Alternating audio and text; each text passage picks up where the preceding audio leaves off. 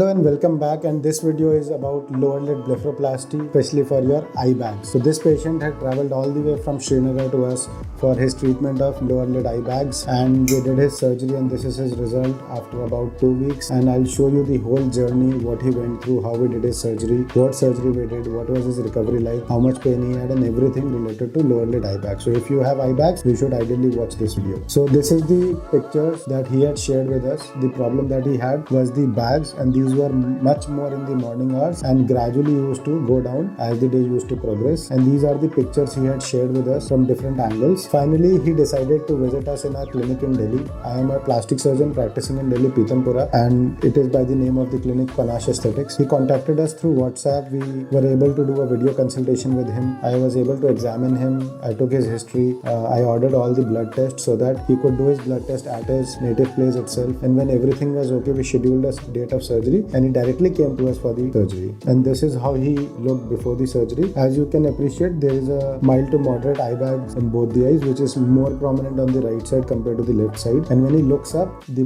bags become more prominent. These are a bit less prominent as this is around the evening hours. As per the patient, in the morning hours, it is much more visible. And these are all the pictures that we took before the surgery. The surgery per se is done under local anesthesia. So what we do is we put few drops into the eyes, and these drops are used to numb the conjunctiva or the transparent layer of your upper eyelid. Once that is done, we put a cap on your eyeballs, and this blue colored thing that you can see on the eyeball is the eye cap. So this eye cap, actually called the eye shield, what it does is it protects your eyeball from getting injured during the surgery. So what I need to tell you is that many times patients, they are afraid that there might be some issue to their vision or the eyeball might get injured. So the surgery that we are doing is not of your eyeball, it is of the lower eyelid and the fat which is in the lower eyelid. So you don't have to bother, don't have to worry about the injury to your eyeball or any problem to your vision. So this is how the local anesthesia is given.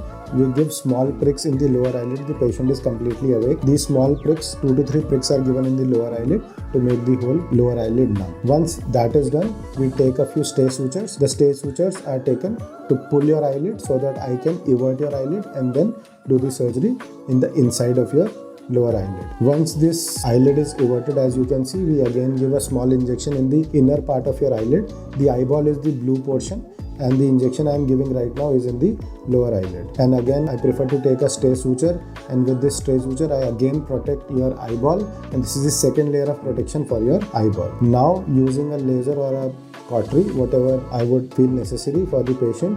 Many times I would use a unipolar cautery, many times a thermal cautery or a RF cautery or a CO2 laser.